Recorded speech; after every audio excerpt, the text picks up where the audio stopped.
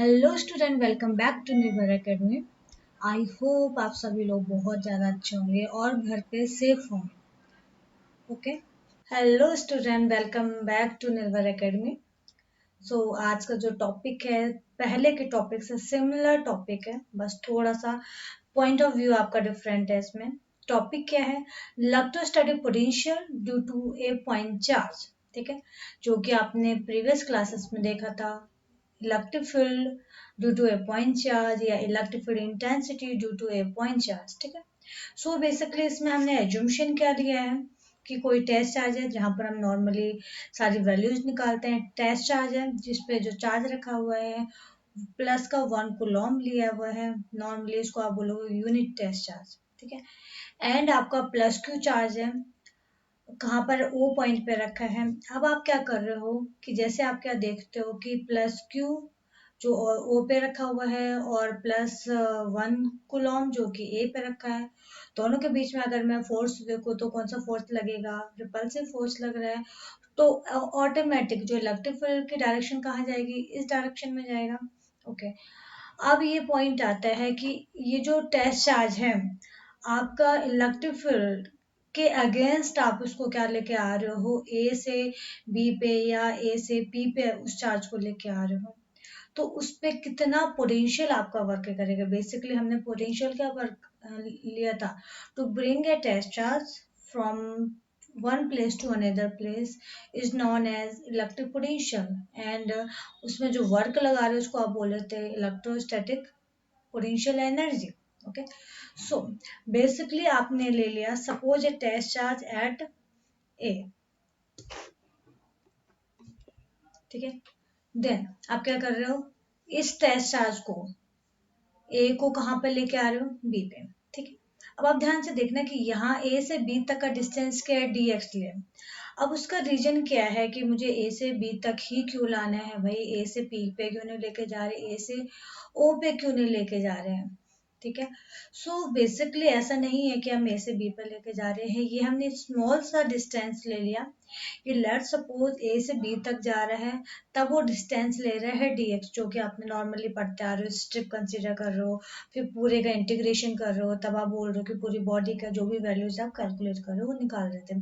तो सिमिलरली भाई यहाँ पर भी हमने वही कर दिया कि ए से बी तक का हमने डिस्टेंस मान लिया, dx डिस्टेंस है। ठीक है, और ए से ओ तक का डिस्टेंस है आपका x डिस्टेंस है। ठीक है, तो सबसे पहले हम निकाल देते हैं इलेक्ट्रोस्टैटिक इलेक्ट्रिक फील्ड इंटेंसिटी। ठीक है, तो निकाल दीजिए इलेक्ट्रिक फील्ड इंटेंसिटी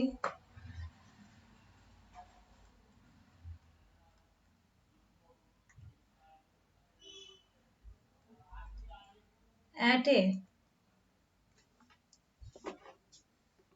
कितना आएगा? आप देख रहे हो ओ से ए के बीच का जो डिस्टेंस है एक्स है। एज यूजुअल जो आपको दो चार्जेस के बीच का डिस्टेंस पता होना चाहिए। तो आपका इलेक्ट्रिक फील्ड इंटेंसिटी कितना आएगा? ये आपका आ गया ई इज इक्वल टू क्या आएगा? के टाइम्स ऑफ कौन सा चार्ज लेना आपने? Plus q charge, q upon x square और एक्स ऑफ कैप, या इसको ले सकते थे आप क्या? Q upon 4 pi epsilon not x square x cap. ये तो हमने निकाल दिया electric field intensity at point A. तो इसको हम ले लेते हैं E A, where E A is due to charge plus q. Okay, ये हो गया। ओके, सो ये आपका इलेक्ट्रिक फील्ड इंटेंसिटी निकल गया। अब आप क्या देख रहे हो कि इस चार्ज को अब यहाँ से यहाँ तक लेके आ रहे हो, तो यहाँ से यहाँ तक का डिस्प्लेसमेंट आपका कितना जा रहा है? dx जा रहा है। ठीक है, और यहाँ पर यहाँ से यहाँ तक लाने में आप फोर्स निकाल सकते हो। फोर्स किसके हेल्प से निकालोगे? आप इलेक्ट्रिक फील्ड की हेल्प से निकालोगे। ठीक है, तो यहाँ पर से आप वर्क डन को भी कैलकुलेट कर सकते हो। ठीक है, तो कर लीजिए यहाँ to bring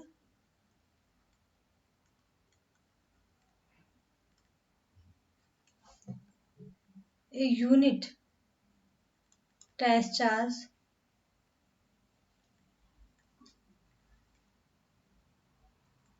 from A to B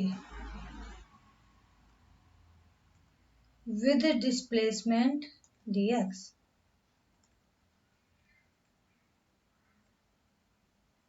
displacement dx कि मतलब वहां से वहां तक जितना मूव करेगा, मतलब कितना डिस्टेंस लेगा, वो कितना होगा dx। ठीक है, तो यहाँ निकाल सकते हो d of w is equal to क्या होगा, फोर्स इनटू डिस्प्लेसमेंट। अब यहाँ पर जो फोर्स लोगे, कौन सा फोर्स लोगे, इलेक्ट्रोस्टैटिक फोर्स के अगेंस्ट फोर्स लोगे। ठीक है, तो इसलिए यहाँ पर जो साइन आएगा माइनस का एफ ऑफ ई, ये क्या आपका इलेक्ट्रोस्टैटिक्स फोर्स, क्योंकि आप अपोजिट, अदरवाइज अगर इलेक्ट्रोस्टैटिक फोर्स जाएगा तो किस डायरेक्शन में जा रहा था आपका, इस डायरेक्शन में जा रहा था, इनटू डिस्प्लेसमेंट आएगा आपका डी ऑफ एक्स। ओके, सो आपका माइनस का एफ ई कितना आएगा, माइनस का कौन सा चार्ज लेके आ रहे हो, प्लस क्यू चार्ज, जिसपे आपका जो चार्ज कितना 1 है, तो यहाँ पर ले गया 1 कूलॉम का चार्ज को लेके जा रहे हो। और इलेक्ट्रिक फील्ड कितना आपका Q upon 4 pi epsilon not x square d x. ये तो निकल गया आपका वर्क डन, केवल कहाँ से कहाँ तक लाने में, ए टू बी। ठीक है, अब आप क्या करोगे कि जो पॉइंट चार्ज है, जो ट्रेस चार्ज है, उसको कहाँ से कहाँ लेके जाओगे, ए से पी। ठीक है, सो आपको डायग्राम में क्या दिख रहा है, ए से पी तक लेके जाओगे, तो आप देख रहे हो कि ओ से पी तक का डिस्टेंस क्या आपका आर, कहाँ से लेके आ रहे हो आप, इसको इनफाइनाइट से लेके आ रहे हो। ठीक है, सो आपका टेस्ट चार्ज आ रहा है जो कि +1 कूलॉम ले रहे हो, उसको कहाँ से लेके आ रहे हो, इनफाइनाइट से। ओके स्टूडेंट्स, तो अब लेके आइए to bring test charge, to bring test charge, कौन सा टेस्ट चार्ज है, +1 coulomb from infinity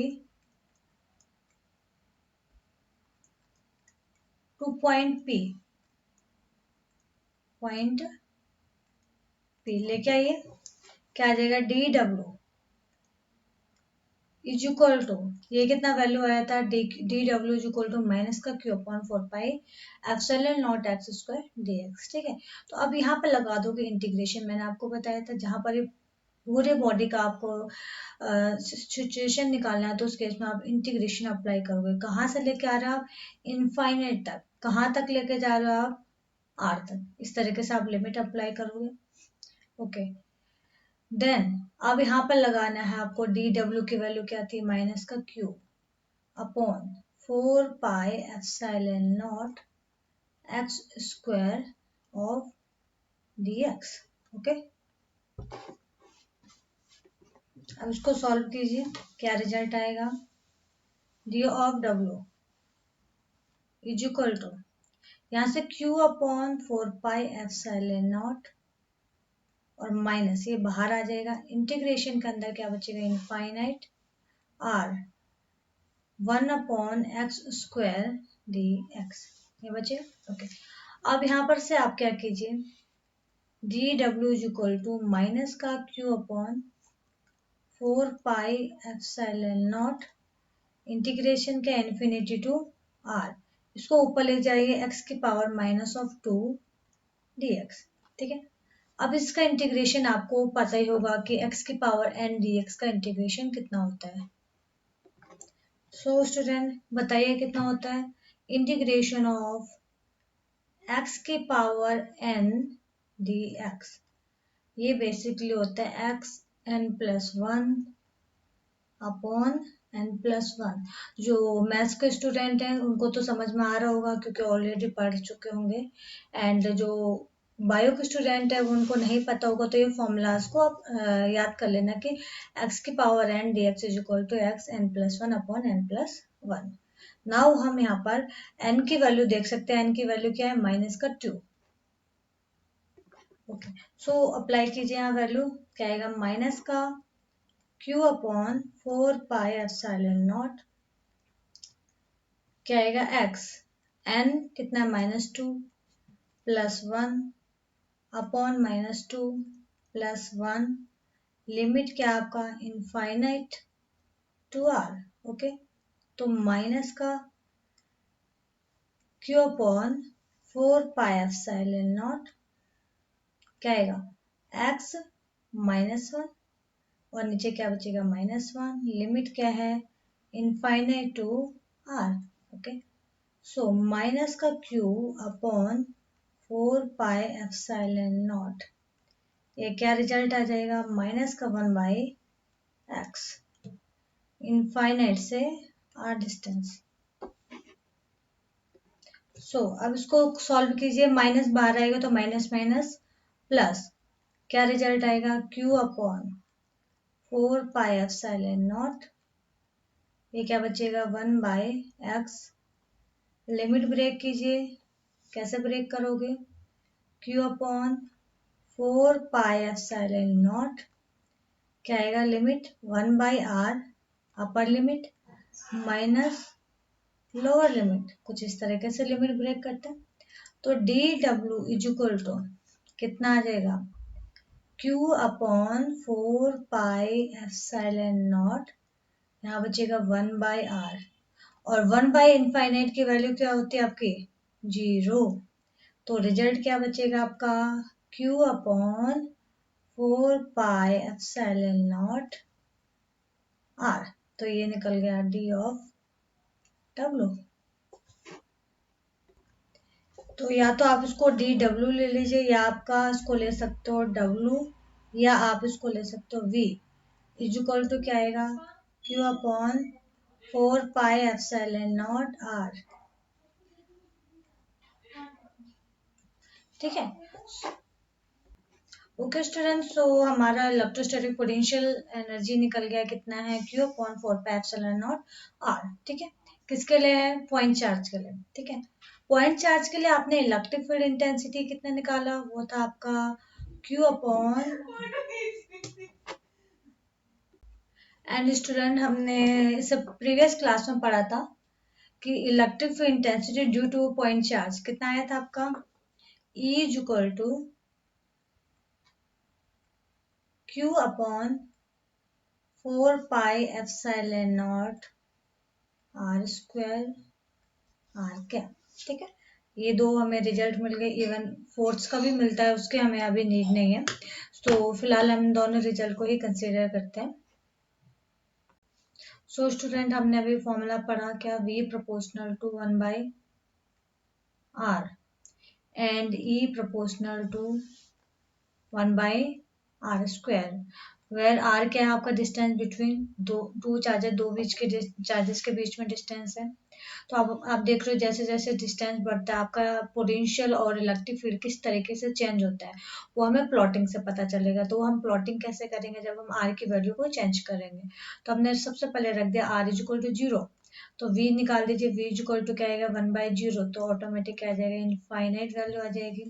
similarly e is equal to क्या आएगा 1/0 का होल स्क्वायर, तो ये भी क्या आ जाएगा आपका इनफाइनाइट वैल्यू ही देगा। ठीक है, उसके बाद हमने ले लिया r इज इक्वल टू 1, तो r इज इक्वल टू 1 पे क्या आ जाएगा v is equal to 1/1 is equal to कितना आएगा 1, and e is equal to भी क्या आएगा 1/1 का होल स्क्वायर, ये भी क्या आ जाएगा 1। ठीक है, फिर आप देख रहे हो r इज इक्वल टू 2, तो v क्या होगा आपका 1/2 कितना हो जाएगा 0.5, and e is equal to कितना हो जाएगा 1/2 उसका होल स्क्वायर, तो कितना हो जाएगा 1/4, तो ये आएगा 0.25। अब यहाँ से आपका थोड़ा सा चेंजेस आना स्टार्ट हो जाता है। जैसे आपको डायग्राम में दिख रहा है कि आपका r इज इक्वल टू 1 तक तो दोनों के दोनों क्या दे रहे हैं, सेम वैल्यू दे रहे हैं, लेकिन r इज इक्वल टू 2 आता है, वैसे दोनों का जो ड्रॉप है आप देख रहे हो v और e के ग्राफ में, यहाँ से आपका चेंजेस आना स्टार्ट हो जाता है, क्योंकि आपका electric intensity square rule follow करता है, और जो पोटेंशियल है नॉर्मली आपका आर पे डिपेंड करता है, ठीक है। तो इस तरीके से आपका दोनों का जो ग्राफ है इस तरीके से ड्रॉप हो जाएगा। फाइनली हम निकाल देते हैं, क्या आ जाएगा, R is equal to infinite. तो आप क्या देख रहे हो, v इज इक्वल टू क्या आ जाएगा, 1/इनफाइनाइट। तो कितना रिजल्ट आएगा, 0। और e इज इक्वल टू क्या आएगा, 1/इनफाइनाइट का होल स्क्वायर। तो कितना आ जाएगा, 0। तो आप देख रहे हो कि जैसे जैसे आप इनफाइनाइट डिस्टेंस तक जाओगे, आपका जो पोटेंशियल होगा, आपका इलेक्ट्रिक फील्ड इंटेंसिटी होगा, ये क्या हो जाएगा, 0, ठीक है। तो ये आप ग्राफ देख सकते हो कि किस तरीके से आपका प्लॉटिंग चेंज हो सकती है। आप लोग उसको जो ग्राफ पेपर है वहां पर भी आप प्लॉट कर सकते हो, उसमें आर की वैल्यू अप्रोक्स आप लेके चलिए 5 6 7 8 10 तक, फिर लास्ट में इनफाइनाइट लेके चले जाइए, तो आपको ऑटोमेटिक वहां से भी दिख जाएगा कि आपको जो प्लॉटिंग है इस तरीके से कैसे डिक्रीज होगा, ठीक है। यहाँ तो हम इतना लंबा चौड़ा नहीं कर सकते हैं, बट आप उसको ग्राफ में प्लॉटिंग करके जरूर देखना है, तो आपको सेम यही ग्राफ मिलेगा। ओके ओके स्टूडेंट्स, सो अब हमारा नेक्स्ट जो टॉपिक आता है वो क्या है, potential at a point due to a group of charges.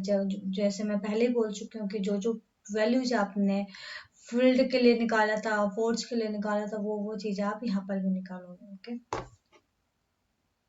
तो सबसे पहले आप देख रहे हो कि आपका वही स्टार्टिंग में आपको याद है, पी पॉइंट तक आप चार्जेस को लेके आ रहे हो, तो सिमिलरली यहाँ पर आपके जो चार्जेस हैं, लेट सपोज ये आपका Q1 चार्ज है, Q2 चार्ज है, Q3 चार्ज है, Q4 चार्ज है, Q5 चार्ज है, Q6 चार्ज है, ठीक है। उसको आप लेके आ रहे हो P तक का, ठीक है। Q1 का P तक का डिस्टेंस आपने मान दिया R1, Q2 का P2 तक का डिस्टेंस R2, Q3 का R3, Q4 का R4, Q5 का R5, Q6 का R6, ठीक है। बाकी आपको Q1, Q2, Q3 इसके बीच का डिस्टेंस की आपको जरूरत नहीं है, क्योंकि आप केवल P पॉइंट पे निकाल रहे हो। P पॉइंट पे आपका इलेक्ट्रिक पोटेंशियल कितना आएगा, ठीक है।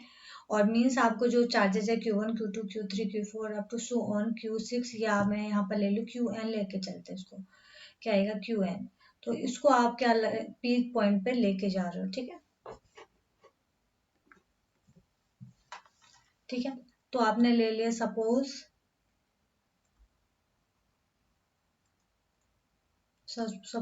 Q1, Q2, Q3 up to so on Qn charges are separated by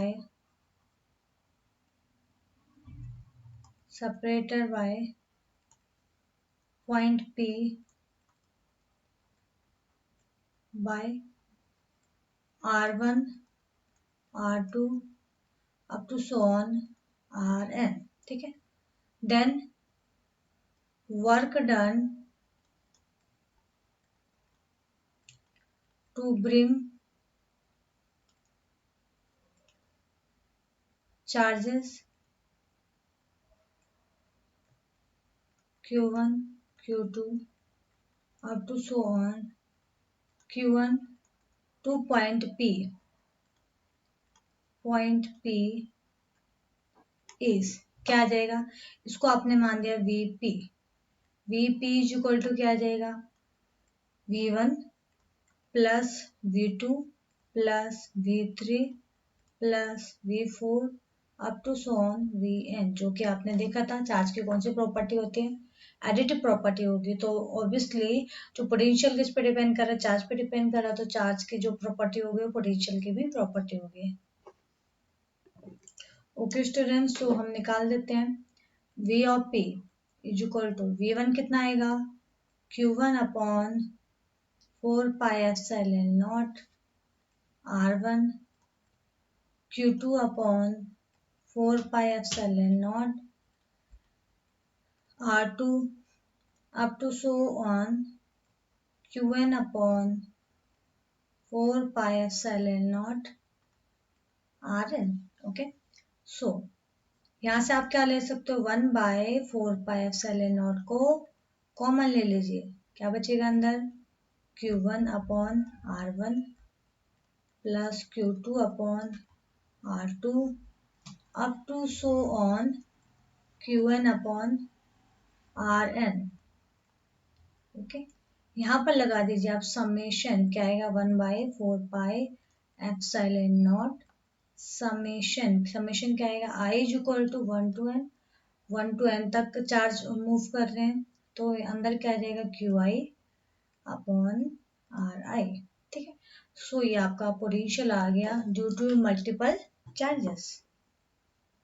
okay, so student आप देख सकते हो कि जो जो टॉपिक आपने पहले पढ़े हैं वो आपको समझ में आ गए हों, तो यहाँ पर भी कोई भी बिग टास्क नहीं होगा कि आपको चीज़ें समझ में ना आए।